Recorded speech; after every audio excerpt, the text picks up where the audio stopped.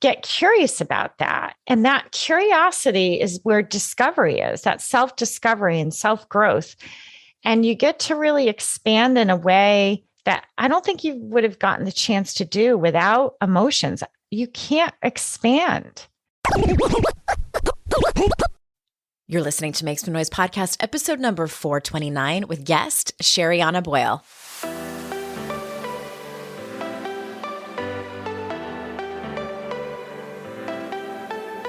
Welcome to Make Some Noise podcast, your guide for strategies, tools, and insight to empower yourself. I'm your host, Andrea Owen, global speaker, entrepreneur, life coach since 2007, and author of 3 books that have been translated into 18 languages and are available in 22 countries. Each week, I'll bring you a guest or a lesson that will help you maximize unshakable confidence, master resilience, and make some noise in your life. You ready? Let's go. Hello, everyone. Welcome to another episode of the podcast. I am so glad that you are here. We are continuing down our path of trying to answer the question, how do we heal? How do we heal? I've had a lot of therapists on and experts, and my friend Sherianna is back today to talk about emotions, which I feel like we can't have a theme around healing without talking specifically about our emotions, because it's so important in the entire process of healing. Am I right? I hope you enjoyed the mini-sode that I released on Friday, talking about my opinion of, do we ever truly heal? Is it a lifelong thing? Do we get to a point in the journey, a destination of when we really feel like we're healed? I'm trying to keep those mini-sodes around 10 or 15 minutes. That was my second one that I've put out. Those are going to come out the first and third Friday of every month. And speaking of emotions, if you are interested in either of my 2 Daring Way retreats, Daring Way is the methodology that I'm trained and certified in based on the research of Dr. Brené Brown. And I haven't had a retreat for a couple years for obvious reasons, which shall go unnamed. But the last time I had them, I had a couple, I believe, 2018 or 2019, and they're just amazing. We go to a huge house in North Carolina, in Asheville, and we just kind of snuggle up together. I mean, not literally snuggling up, but everybody gets their cozy, comfy clothes on and blankets in their socks with their coffee or tea, and we sit around the living room and I facilitate the Daring Way, which is a methodology all around shame resilience. If I'm going to be super specific, it's around shame resilience, but it's also around the themes of courage, connection, trust, and learning the steps of shame resilience. That's what you're going to walk away with. So if you are interested in either a recovery retreat, I'm going to have a retreat in September that is recovery based, and a non-recovery retreat. And that one's coming up in May. So the recovery retreat is at andreaowen.com/recovery-retreat. And the other one that's in May is at andreaowen.com/retreat. If you go to those pages, hopefully there's some spots left open. If one or both of them is sold out, there will be a sign up so you can be put on the wait list just in case somebody has to cancel. You can still come, or you will be notified right away when I open doors on my next retreat. All right, let's jump into the episode. Sherianna has been on the show, I think, twice before, and we will definitely put those links in the show notes because I know you're going to love her and what she has to talk about. But for those of you that don't know her, let me tell you a little bit about her. Sherianna Boyle is the author of 10 books, including her latest, Emotional Detox Now, 135 self-guided practices to renew your mind, heart, and spirit. She is an adjunct psychology professor. I always have a hard word with that, adjunct psychology professor. She's the founder of the Cleanse Method, Emotional Detox Now community, Cleanse Yoga, and Emotional Detox Coaching. She has been featured in over 85 articles, and her book, The 4 Gifts of Anxiety, was endorsed by the National Association of Mental Health. Sherianna is the host of the Emotional Detox Now podcast and founder of the Do Less, Feel More movement on emotionaldetoxnow.com. So without further ado, here is Sherianna.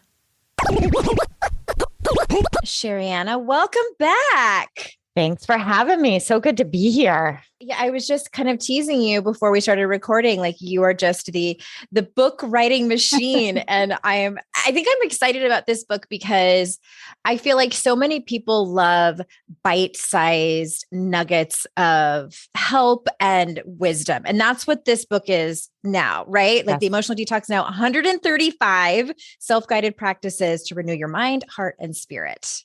Yes, they are bite-sized, what I call cleanses, which is the acronym for the 7 steps of an emotional detox. So I wrote 135. So when you refer to practice, it's a practice that I developed and I put it in the acronym of cleanse, and there's 135 of them.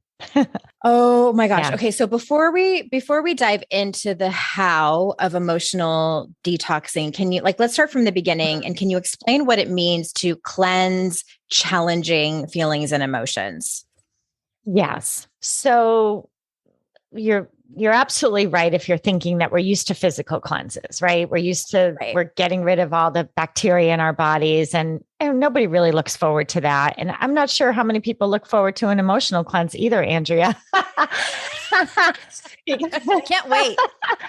I think we all inside, we know we need it, but we're not sure if we really want it, right? Because so many people associate feeling with pain or hardship, or we're going to have to go through like years of therapy. And that's just not it at all. So I just want to, if anyone's feeling or thinking that way, it doesn't need to be that way. That's at least what I discovered.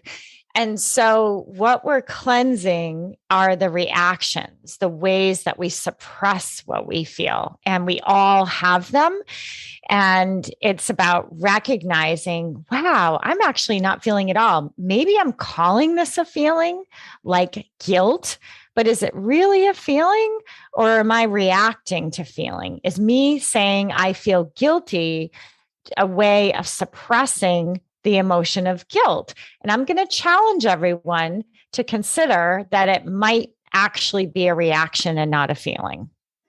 Okay, wait a minute. Wait a minute. I don't think we talked about this the last time you were on the show. So I know that guilt is a really big one for my listeners, especially for moms who feel guilty kind of all the time. And then for the women who are child-free, they might feel guilty about, not taking care of certain people enough, or not getting as much work done at their job that they said they were going to do, like, et cetera, et cetera. Or I hear a lot of child-free women say that they feel guilty for not showing up for their friends enough, that they need to be more for their friends, even though they're kind of spreading themselves too thin. So can you explain the difference between the feeling and then the reaction to the feeling? Sure. So reaction is a trigger, and a reaction is how you make the uncomfortable comfortable. That's how I define it in Emotional Detox, the core book. And this is the 3rd book of the Emotional Detox series. So it's how we make the uncomfortable comfortable. And a lot of times we do that is through stories, such as the ones you just said. I feel like I'm not there for my friends. I feel guilty for not being there for my kids. Those are stories and narratives that we tell ourselves, which actually prevent us from feeling. So they're a management system. I'm thinking of my own life and thinking of, I'm trying to give an example so I can kind of parse this out, because I find this so interesting. Yeah. So I don't feel like this is quite as much anymore, but still it pops up. I feel guilty for being a working mother. That's kind of like the meta of it. Yeah. And on a smaller scale, I feel guilty for traveling for speaking events or attending conferences. I feel guilty for So the story that I make up is that I should be home all the time in case my children need me, that I should, there's still a part of me that says I should have stayed a stay-at-home parent. And that way, I'm just there all the time. That's what I want my kids to remember as they get older. Yep. So are you saying that the feeling is actually my reaction to that particular story? How is that different than guilt, though? I think that's where I'm confused. Okay. Do you want to know what I'm picking up? Yes. Okay. So what I'm picking up is that is your way, telling yourself you feel guilty and having all those narratives running. I'm picking up that's the way you manage anxiety. Okay. I manage anxiety in all kinds of different ways. So I believe you. And I'm sure there's ways that are productive and counterproductive, whatever it is. But I'm just sensing and feeling that what I felt is that's your way of managing the anxiety. Let's face it, there's a lot of anxiety around travel, especially for women, especially for moms, because we have to work so hard to leave. and then we come home and we have to catch up. And we have to wonder, is it being done while I'm gone? Probably not. Maybe it is. I don't know. We have to trust. Are being right. Mm-hmm. We have to learn how to trust and surrender and be flexible. There's so much that comes up with travel for women. So we overextend ourselves so we can be able to do those things. I mean, haven't you noticed a difference? There's a big difference when my husband travels versus when I travel. Wouldn't you say, Andrea? Totally. And also, as you're saying that, I'm also thinking about like our personal safety as we travel alone as women. True. That's something that's always kind of running in the background. Ugh, yes. Yeah. And I don't want to stereotype. I know there's plenty of men out there that, that are doing the parenting thing as well. But that's just been my personal experience. And so what I'm hearing, just back to your question, is some of that guilt. Those guilty conversations are managing the anxiety. Interesting. Okay. And so the detox, let's dovetail off of that same example. The detox does what? Kind of walk us through it. So the detox is about really getting clear. And that's where it's not just about the practices that I write about. I give little stories like that, just like your story. How does this look in my life? Because we have to be able to relate to it to want to detox it. Everybody can relate to that guilty feeling and that example that you just gave. So what are you detoxing? Well, you're recognizing that the guilt is a management system and you're giving yourself permission to detox that so you can feel. Now, if it's anxiety you're managing, that tells me there's layers there, right? As we all have. Yeah. So once you get clear on that, so if you were to start to detox the narratives, and now we have the anxiety, now we're hitting a little closer to the wound, right? Now it's, you might do another cleanse and you might start to managing anxiety in that way, and what that's like for you. There's a lot that underneath there, Andrea. Sometimes it's a control thing and letting go. And really what's looking to surface in your life is surrender, maybe, perhaps trust. So when you detox, you're releasing. I'm sorry. I'm going to stop you for a second. I feel like I'm on the phone with like a psychic or something who's like naming all of these like relatives that I've had. You're talking about trust and letting go are probably the biggest things that I struggle with, which I think is fairly common. Like I'm definitely not alone there, right? No. And you're on to me. I have developed, it's funny. I've been cleansing for so long and I've always been really intuitive, but the more I cleanse, the more I'm able to pick it up really, really quick. It's amazing. The emotions tell a story. That's what I've learned. Mm-hmm. And when you let up on them, it's like letting a little air out of the balloon. The balloon is blown up really, really tight and perfect. And you just let a little air out and you just soften it up a little bit. And all of a sudden the emotions it's like a story unfolds. And that's our life stories, our history. And so, yes, what's looking to come up is trust and letting go. You nailed it on the head. So that's the process, and the 7 steps kind of guide people along the way. And the good news is you don't have to revisit the stories to get there, because so often, and believe me, I'm a huge fan of therapy. I think it's, I've been to therapy. I send my kids to therapy in a heartbeat. I think therapists are incredible human beings. So I'm not saying instead of, if I could live in an ideal world, it would be just take a moment to cleanse for 10 minutes and then talk about things, because you're going to have a different conversation. Yes. Especially that last part that you said, I feel like personally, I became stuck in my stories and it sort of became my identity. And I had a revelation, I don't know, this is actually a few years ago, that part of me was feeling stuck and unwilling to move forward and felt a lot of resistance because I kept asking myself, and this was largely unconscious for a little while, who am I without these stories? I don't know how to be healed. And I'm using like air quotes Sure. because, it's an ongoing process. Yes.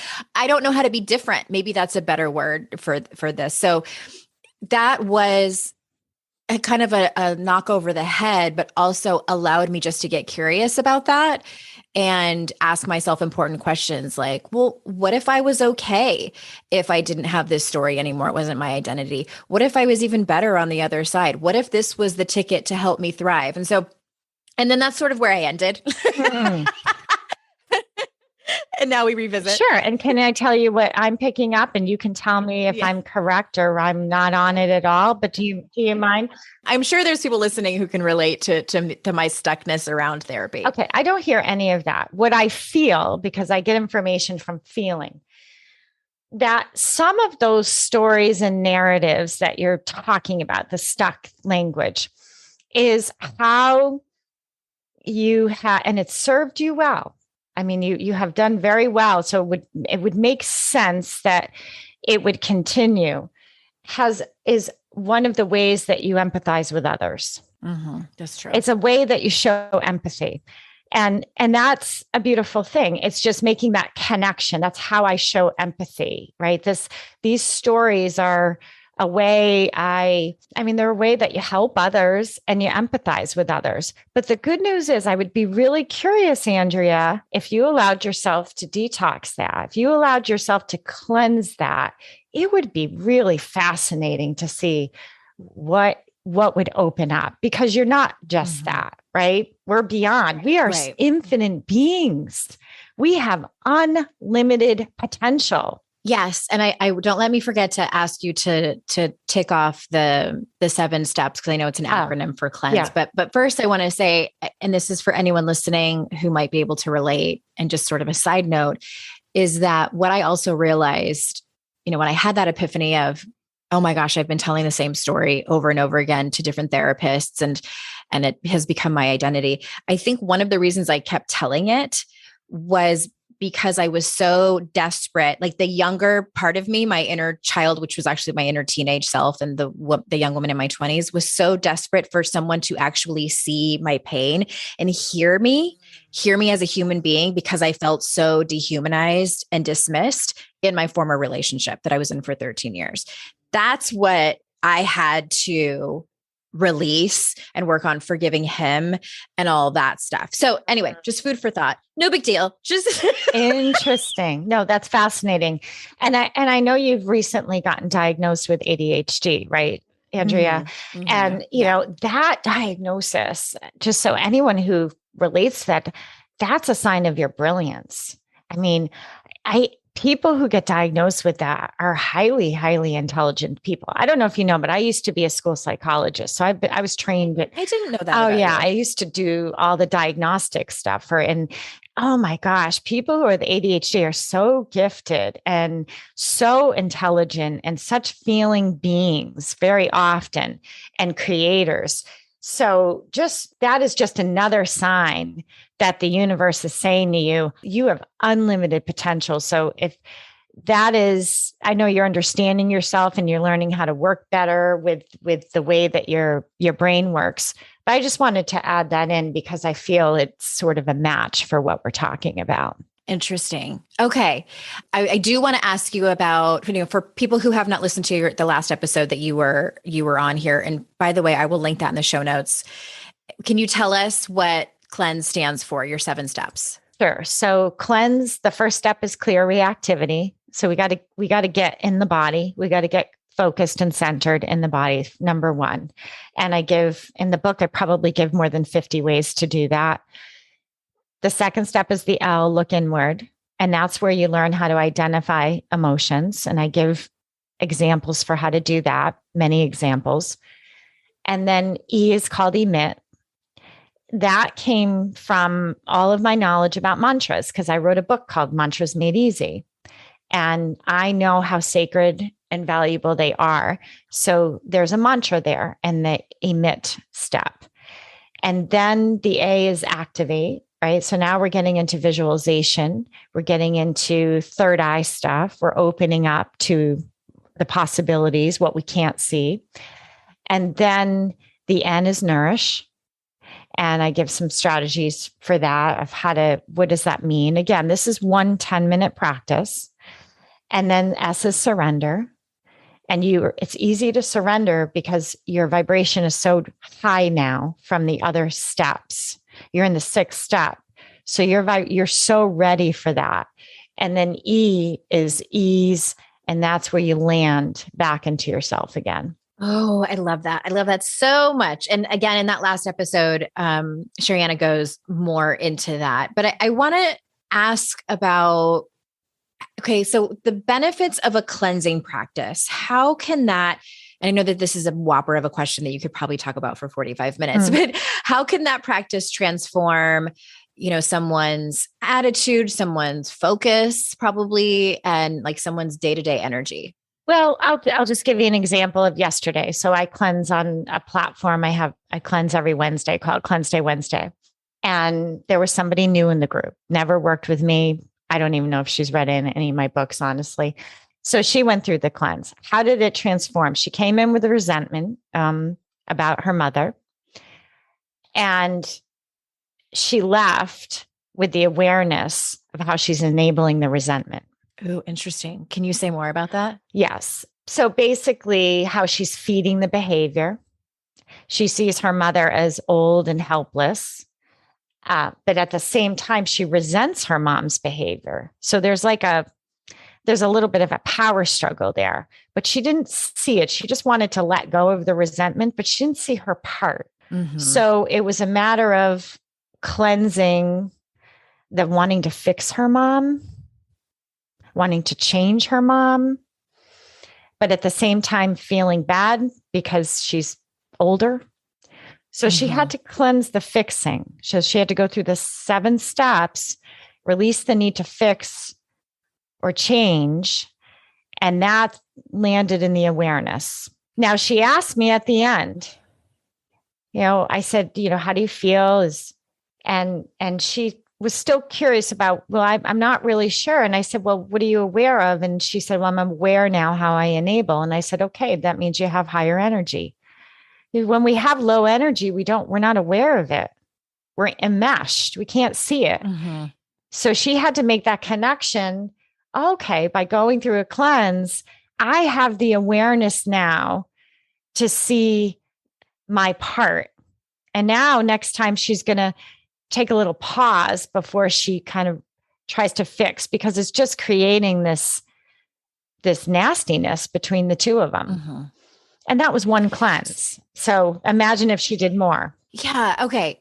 Oh man, family stuff. That's a big one. Yeah.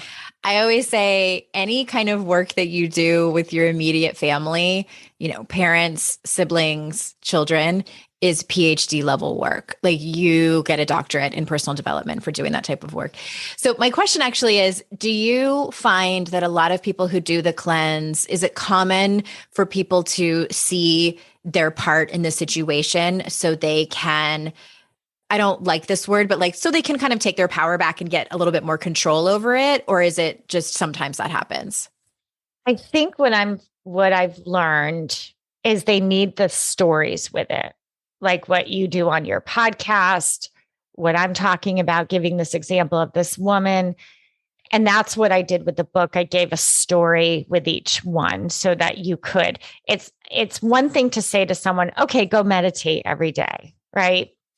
That's a great practice, but it doesn't always wake people up and really help them get all of it. Okay, where am I suppressing what I feel? How am I doing that? How is this showing up in this relationship? So my hope is that through the stories in there, which are based on my clients without their names or change names, and they get to see that as a reflection of what's inside of them. Then, of course, when they're one-on-one or in a group with me, I'm able to dig in deeper than beyond the book. But that's what I've learned. Okay. And follow-up question to that one. What are the most common, like maybe the top 3 to 5 emotions that you find people come to you for? And I'm also assuming, second part of the question, I'm assuming that someone comes with one emotion and it actually ends up being something else. Mm. I think usually it's anxiety they show up to me for. Anxiety is probably the biggest thing, or depression. Okay. Is that AKA fear when you talk of when they bring anxiety? I think it's everything. I think they're overwhelmed. They feel out of control. It's very often leaks into sadness and depression. It's impacting their health. They're going through a crisis. People relate to me, Andrea, because my core book, Emotional Detox, was written on my personal crisis and my marriage, practically falling apart. I didn't know if I was going to stay married for about a year. So, I think when they read my story, they know I've been through it, and that helps. But this new book is not about me at all. I'm so happy it's not about me. I can't tell you how good it feels to not have I really truly wanted it to give the gift of it to everybody else so they could have this. And so, as in terms of your question, what do they come to me most for? Anxiety. What's underneath the anxiety? A whole lot of anger, a whole lot of sadness, a whole lot of fear, unprocessed grief, big time. I'm not just talking unprocessed loss of a loved one, but loss of self, loss of self-esteem, all of that. Shame is a big one. They don't know shame, but it's underneath there. And they're looking to just get that inner strength again. And it's men and women. I'm really happy to say that. I don't primarily have women. I have quite a bit of men. I think it's my story, because the way that just like you've honored your ex for the lessons, I really feel that with Emotional Detox, the core book, my goal was to tell the story without ripping apart the person. And I think for that reason, many men feel safe with me. Yeah. Right. They can show up with all of their mistakes, and it can be horrible.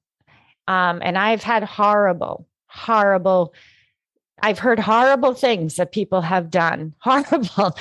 And I love them unconditionally because I cleanse and I've been through it. So anyway, they show up with all of that stuff, the ugly stuff, the stuff that you don't want anybody to know about.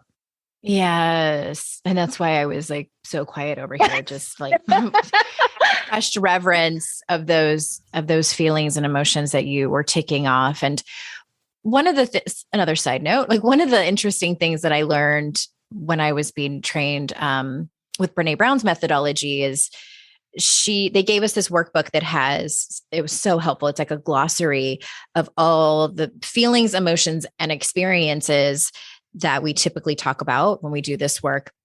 And it was so nice to have them explained. And one of the things, because I flipped to anger right away, because that's an emotion that I can access very easily. And she was saying how anger is considered a secondary emotion because typically, not always, but typically there's feelings underneath that that were either, socialized to not access, especially for men. It's hurt that's underneath there, or shame that's underneath there, but it manifests as anger. That was one thing that was so helpful to me, to be able to sort of pick apart and slow down and look at what's underneath there. And you named a lot of them right then. Yes. Yeah. And it's funny because I can be angry and have a smile on my face. Right. Really? Oh, yeah. I don't know if I can do that. Only because it's like I'm plotting. I can feel it. I can feel the energy of it without acting on it. And I can literally smile and say, I am so freaking pissed off right now. Like because I can feel the inner rumble, and allow it to pass, and process it. And so it's not that you're not going to get angry anymore. you just start to have a different relationship with anger. Yes. Okay. Thank you for that clarification. I'm interrupting this conversation to bring you a few words from some of our sponsors. All right. So this season's theme on the podcast is digging into that question, how do we heal ourselves, right? And we're hearing from different therapists and psychologists about all sorts of different topics as they pertain to therapy and healing yourself. So if you're feeling the nudge to get support here, BetterHelp will assess your needs and match you with your own licensed professional therapist. It's not a crisis line. It's not self-help. It is professional counseling done securely online. You'll get timely and thoughtful responses. Plus, you can schedule weekly video or phone sessions if you'd rather do that. BetterHelp is committed to facilitating great therapeutic matches, so they make it easy and free to change counselors if needed, and their service is available worldwide. One of the many things that I love about BetterHelp is that you can find the particular expertise you need online. You don't have to limit yourself to the counselors located near you. So if you've heard about something here on the show, whether it's CBT or internal family systems, IFS, and there's not anyone around you locally that can do it, BetterHelp might be a really great alternative. I want you to start living a happier life today. And as a listener, you'll get 10% off your first month by visiting our sponsor at betterhelp.com/kickass. Join over 1 million people who have taken charge of their mental health. Again, that's BetterHelp, HELP.com/kickass. And if you ever need to know any of the sponsors or the keywords, discount codes, you can head over to AndreaOwen.com/sponsors, and they're all there. So, okay, how can emotions support someone to have a better life than they have right now? So they'll change everything. I mean, I really believe everything begins there. And it's how can they support it? Well, you convert it. So when you go through the process, think of it like food, like baking a cake. You go through the process, you put it in the oven, you get something else, right? It comes out something new. And that's what happens with your emotions. When you go through the process, then you get something wonderful in the end, and so that it's a feeling, it's wisdom. So for example, we'll go back to the woman who recognized her part. So what does that do for her? It allows her to have a little bit more compassion towards her mom. It allows her to take things less personally, and it empowers her to see that she has choices in the matter. And she gets to get curious about that. And that curiosity is where discovery is, that self-discovery and self-growth. And you get to really expand in a way that I don't think you would have gotten the chance to do without emotions. You can't expand. So I think it has everything to do with every single thing in your life. Oh, I agree. Yeah. Same.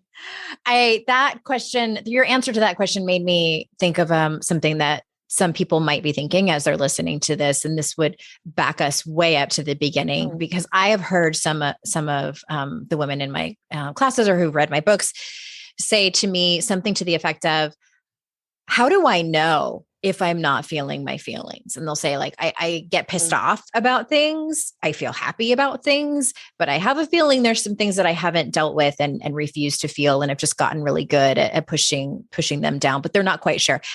Are there some telltale signs that someone might be kind of checking out and numbing out on some feelings? Yes, I think that distractibility is a big one. Distracting yourself on your phone, keeping yourself so busy that you don't have time to feel, then of course it will come out, but it will come out in ways you're not crazy about. So it might come out in your sleep, tossing and turning. It will happen, and that's it. Your body, your spirit's just trying to give you an opportunity. And if we ignore them all day long, we make ourselves so exhausted and so busy, it will happen. It will come out through inflammation. Somehow your body will make you stop. You might feel a little sick or run down. You might get sad and just slow down that way, but it will happen. So you have a choice. You can either allow this to be sort of a daily practice, which is what I recommend, or you can wait until it's escalated. But in terms of signs, shutting down, putting walls up is a big one. Mm-hmm. I did it for years, Andrea. I was in denial. I was so busy keeping all the balls in the air that I was denying my gut feeling on things. I was feeling and sensing things, and I would talk myself out of it. Or I would just say to myself, I don't have time for it. I don't care about that. Wow. Who gives a crap? I don't care. I don't care. But you do. I don't care. Screw you. Right. I had an attitude. I had an edge, and it wasn't warm. And I would say nasty things in my head about people, judgmental. And because I was just denying everything I was feeling. It wasn't that I was mean or a bad person. I was having thoughts that I just can't imagine having now. And it was all I had so much anger towards my husband. Oh my gosh. I would think thoughts like, oh, I just didn't like him at all. And so it was just denial. So we project, right? That's a sign. It's all the defense mechanisms, projection and, withdraw and avoidance. And maybe sometimes people turn to alcohol or whatever they do.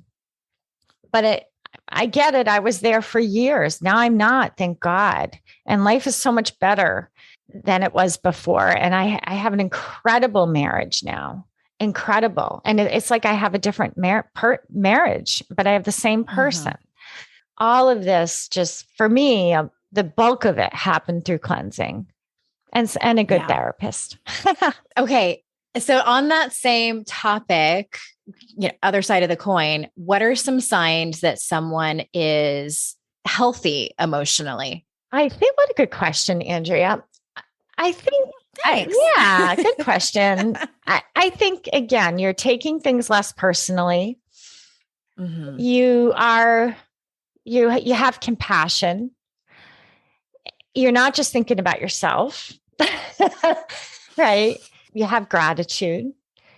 You are taking time to really listen. You're noticing, you're not letting things go on. It's not to say don't miss it and I don't get busy and push things aside. But for the most part, I take time to cleanse every day.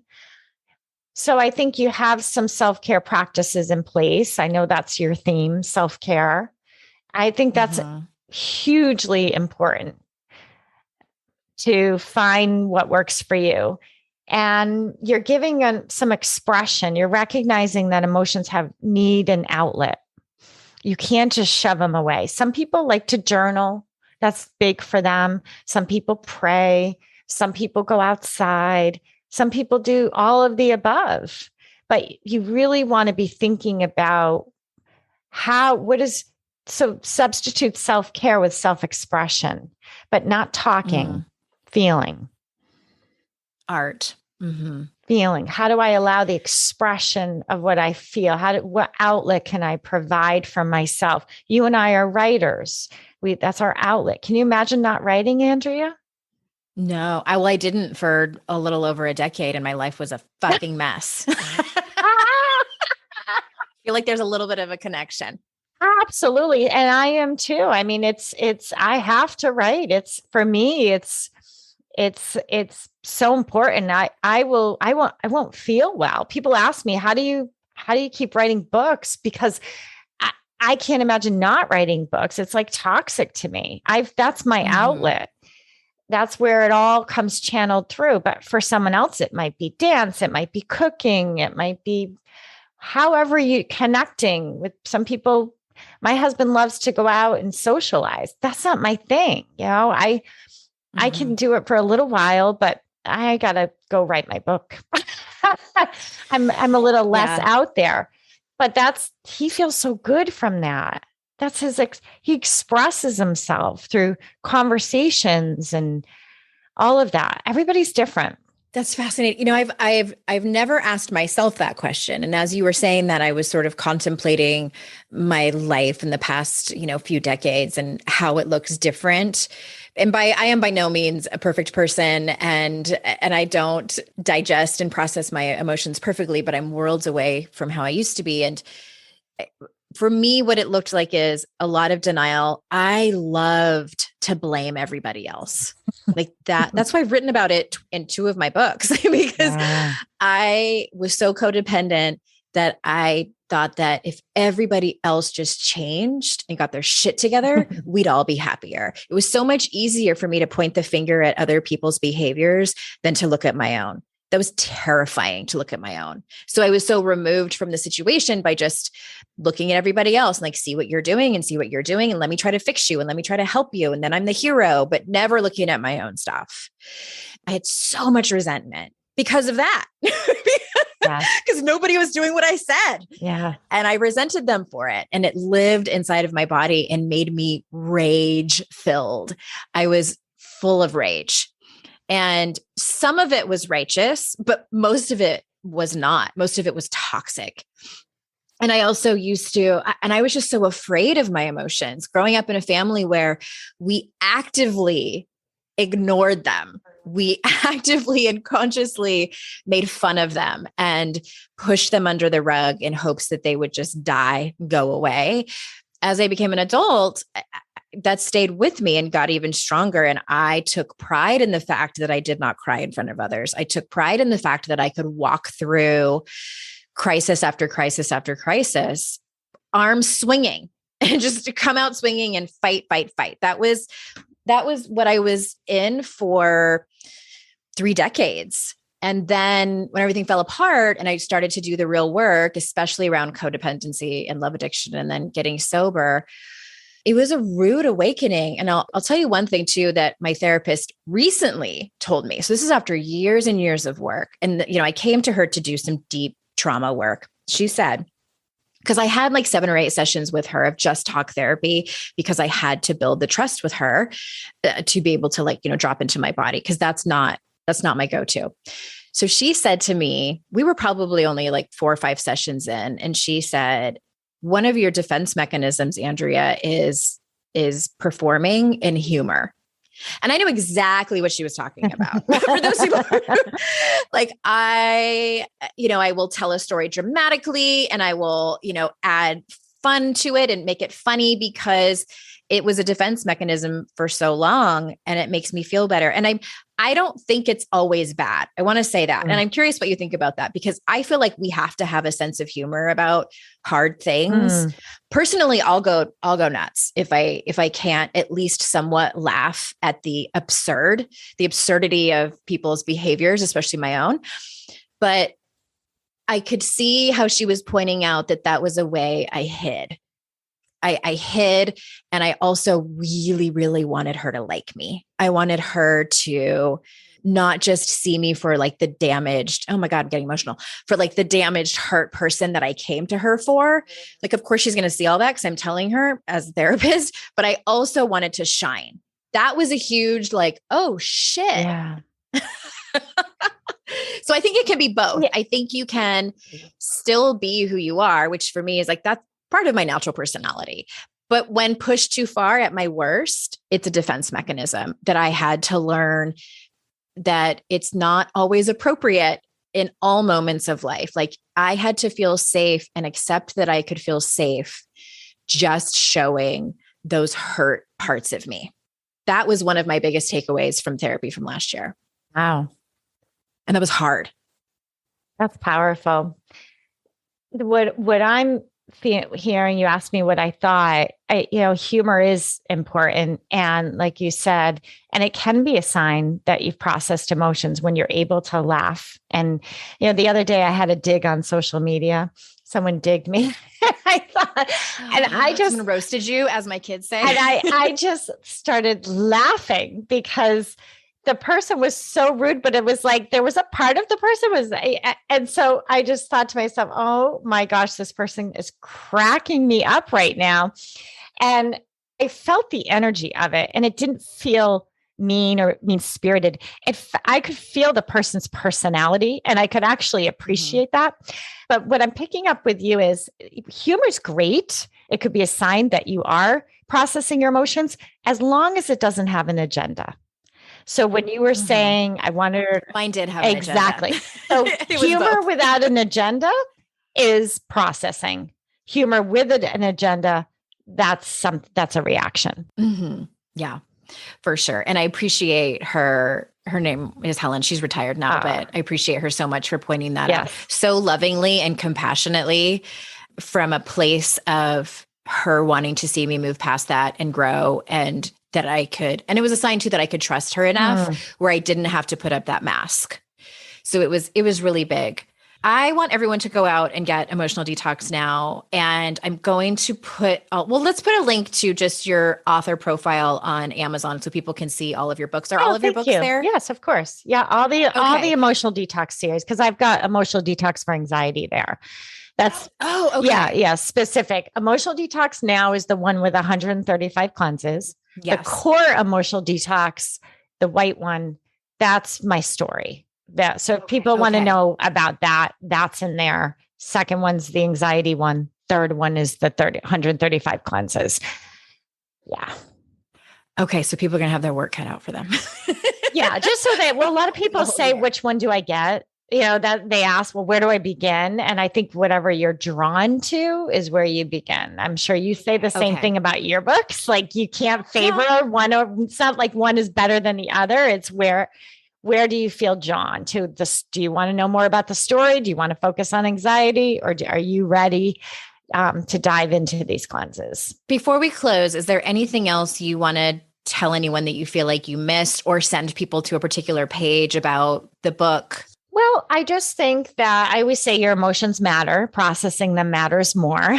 And that's my slogan. I thought that was a new word. I was like, cool. Yeah, that is part of my slogan. No, there's nowhere in particular. There's 135 of them. And I would just start where you feel comfortable. And yes, you are ready to feel. And people want to know, they kind of get this story in their head. Am I ready? Am I not? Yes, you are. You're a human being. You have feelings. That's you're a spiritual being. Feeling is spirit. And then, the other thing is knowing that these are also the steps for manifesting. So I just want to throw that in there in the last minute, that I discovered that after I wrote them, that it's the same formula to manifest. So you cannot manifest without feeling. You can't just put words on a vision board. There's got to be feeling.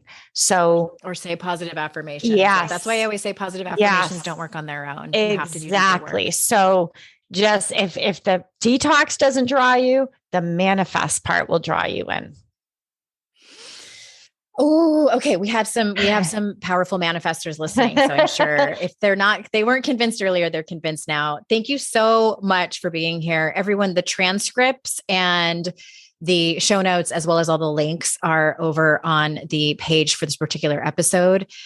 Thank you so much for being here, Sherianna. And for all of you listening, thank you so much for your time. You know that I appreciate so much that you spend it with my guests and me. And remember, it's our life's journey to make ourselves better humans, and our life's responsibility to make the world a better place. Bye for now. Hi there. Swinging back by to say one more thing. You know how I'm always giving advice over here on the show and on social media. And a couple of those things is that I'm always telling you to ask for what you want, be clear about it, and also ask for help. So I am taking a dose of my own medicine, and I'm going to do that right now. It would be the absolute best and mean the world to me if you reviewed and subscribed to this show, Make Some Noise Podcast, on whatever podcast platform of your choice. And even more importantly, it would matter so much if you shared this show. Sharing the show is one of the few ways the podcast can grow, and that also gives more women an opportunity to make some noise in their lives. You can do that by taking a screenshot when you're listening on your phone and sharing it in your Instagram or Facebook stories. If you're on Instagram, you can tag me at Hey Andrea Owen, and I try my best to always re-share those and give you a quick thank you DM. And also you can tell your friends and family about it. Tell them what you learned, tell them a really awesome guest that you found on the show that you started following. Whatever it is, I appreciate so much you sharing about this show.